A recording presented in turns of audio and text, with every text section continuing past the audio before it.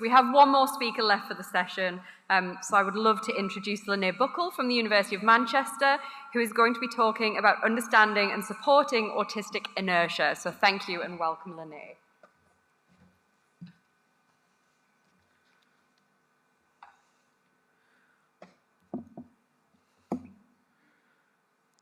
Right. So it's already been said, I'm Leneh Buckle. I'm a PhD student at the University of Manchester in the UK, and I did some of the first research on inertia. What do I mean by inertia? That is difficulty stopping, starting, or changing tasks. It's very common in autistic people, but it's probably not specific to autism. It's often talked about by autistic people when we gather together, but there's no research except for mine and a couple of others now. It means that we're unable to act on intentions and unable to break away to do something else. This is one of autism's biggest assets if the focus is on something desirable, for example, work, but it can be a disaster if it's on something that they don't want to.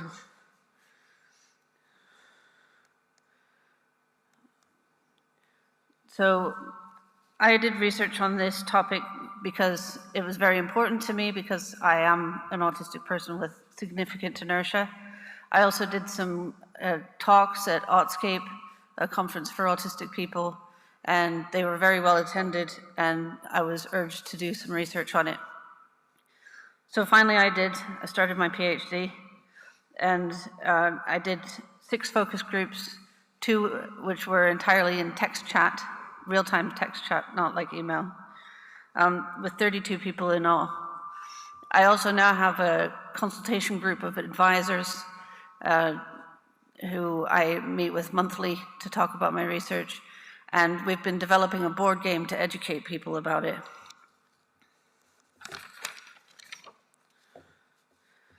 So in my research, this is what I found. Inertia is a tendency to maintain one state. So, for example, I will decide that I should stop, and I want to stop, and I'm not enjoying what I'm doing, and then continue to do it for quite a while. And difficulty finding the first step. So it's difficult to separate the blob of lots to do into small, potentially doable bits. It's also the converse of breaking things up into too many pieces and then having a million tiny pieces and not being able to work out which one's first. There's a lack of voluntary control. I can't overcome my inertia. I have to wait for it to go away. No matter how hard they try, it won't go.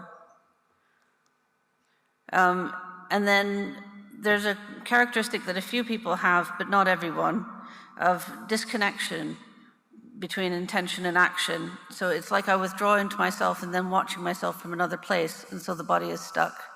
This also goes with losing time, so that they can find that they've been in one position for 3 hours. I had one participant who would sit on her bed while tired. She was sitting on her bed, maybe doing things, maybe doing nothing, unable to lie down in the bed to go to sleep.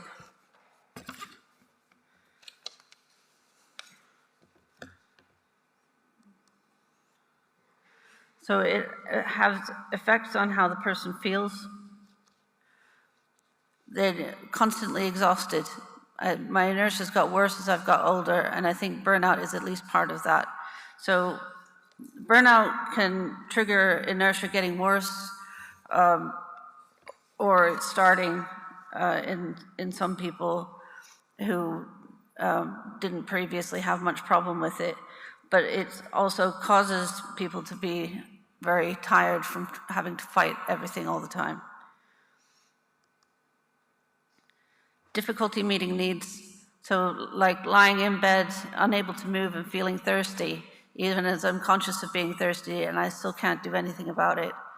So one participant talked about not being able to reach out for a drink, even though he was thirsty and getting a headache.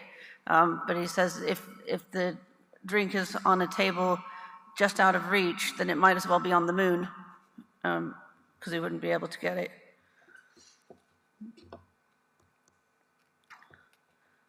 Effects of non-emotions. If there's a high background level of anxiety anyway, then it's not wanting to expose myself to a lot more. So anxiety, either present or anticipated, can make it worse. Sometimes being stuck could be due to negative emotions like anxiety paralysis, and sometimes perfectionism.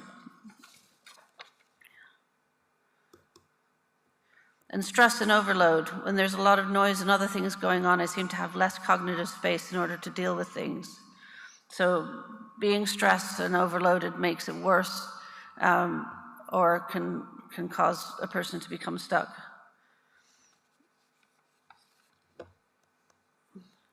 So some things make it better or worse. Expectations of other people, having another person present, just working side by side just kind of motivates me. Somebody else doing a compatible activity nearby can be really helpful. One of the most helpful things.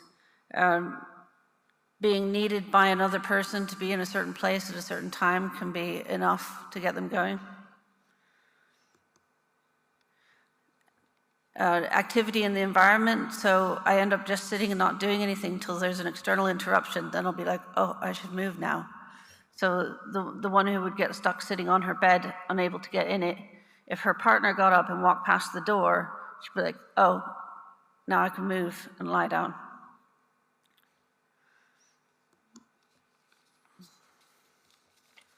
So effects on people's lives. Difficulty maintaining relationships. The impact on ability to maintain relationships is very substantial. It's some of the most important effects of inertia that my participants talked about. It's often misunderstood by others. It's often misunderstood as a lack of social motivation, when they can be quite motivated and just unable to actually do anything about it. It damaged relationships, and then that means less support and less going on to help overcome it, so it makes it all worse.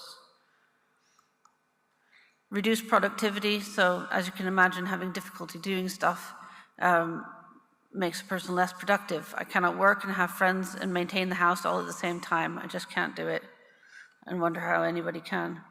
And it's not just difficult things like, or unwanted things like work, it's also pursuing leisure and hobbies can be missed. And one person summed it up as, I think I kind of sum it up as, my life is probably a lot smaller and less than I would like it to be. So it's a substantial effect on quality of life. So you may be thinking, we already know about this, it's called executive dysfunction. Not quite. Probably partly. Some of the things that are associated with inertia are executive dysfunction. That problem with separating the blob of lots to do is an executive type problem. But it's probably not entirely. It's not only with priority setting, it's not only with complex tasks, it's not only with breaking things down, it also applies to things that are very simple. For example, reaching for a drink, picking up a book, or using a remote control. I have a little story about that one. Back when we watched TV as it was broadcast instead of choosing something off Netflix, I was watching something, and then the program I was watching ended, and EastEnders came on. Now, I'm not an EastEnders sort of person. This is a daytime drama sort of show, a soap. But it was just on, and the remote was near me, but I couldn't pick it up to change the channel or to turn the TV off. Until my friend texted me from another room and he says, "You're not stuck watching EastEnders, are you?" It's like, oh, thank you. That's all I needed to be able to pick it up and turn it off. the EastEnders incident, it's known as.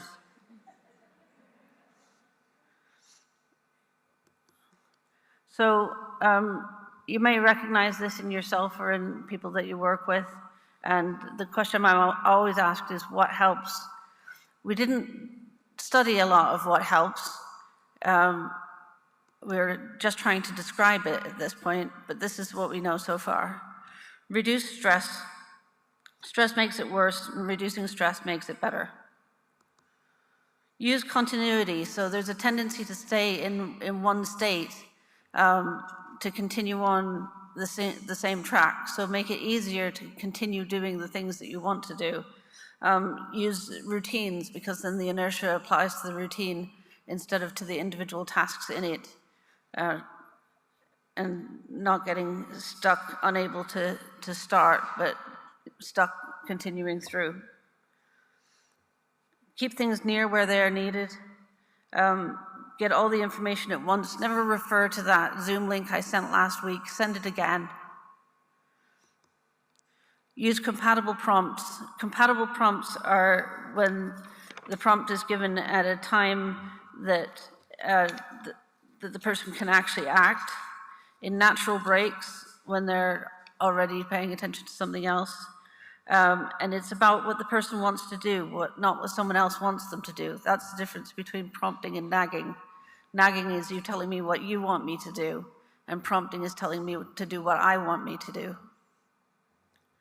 And nagging makes inertia worse, so it can be a difficult line to tread, this prompting, but it's also essential. External support, so especially something that needs to be done at a specific time. One of my participants could go to a social group that was necessary because she had the key to open the door and let everybody in. So that was enough to get out of the house, but if they were just attending the group, they wouldn't have managed that. And lowering the threshold, so making it easier to start by doing a draft, by starting something. You don't have to be good at it. In fact, being wrong, it can be highly motivating. So doing something and doing it incorrectly will motivate a lot of autistic people to get started. So these are the key points. Difficulty starting or stopping, so sometimes being stuck doing stuff. Substantial effects on daily living, well-being, productivity, and social connection. It's not simply avoidance or lack of motivation, and it's a profound inability to overcome everyday barriers to intended action. And I'm ready for questions if there's time. Oh, and this is where you can find the full study.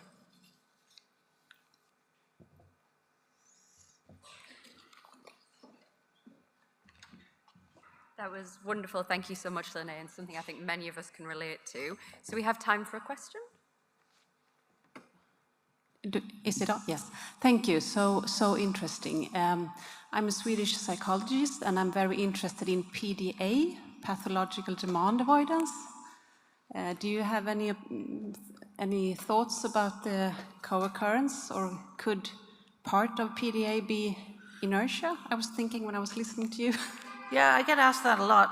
I find it odd because I'm not PDA at all myself. I respond really well to other people's prompts. But there does seem to be some overlap between PDA and inertia, especially when some people get stuck in response to their own demands, that sort of PDA, that the internal can't even get them going. So it's something I'd like to look into. Thank you. Hi, Leneh. I love your work. I'm a big fan of it. And inertia is something I really struggle with a lot myself. So I sort of have a personal interest in it. You mentioned that it's something that occurs outside of the autistic population as well. I know it's probably not part of what you researched yourself, but are you aware of any of the kind of wider literature around inertia in the general population, or what causes it? Well, I looked at that. I did a literature review at the start, and in doing that, I found 38 different terms for difficulty doing stuff. And a large part of the problem is having all these different terms in different fields. They call it different things, so nobody's really matching up all the different things. Like it might be called apathy, it might be called catatonia, it might be called lots of different things in different areas. So I think I'm very interested in negative symptoms of schizophrenia and the avolition, because some descriptions of that sounded exactly like what I'm talking about. Yeah, that's really helpful, thank you. Okay. So thank you again to all of our amazing speakers in this session, and thank you to you all for coming. Have a lovely evening if you're going to the barbecue, wherever you go for dinner, and hopefully we'll see you again tomorrow.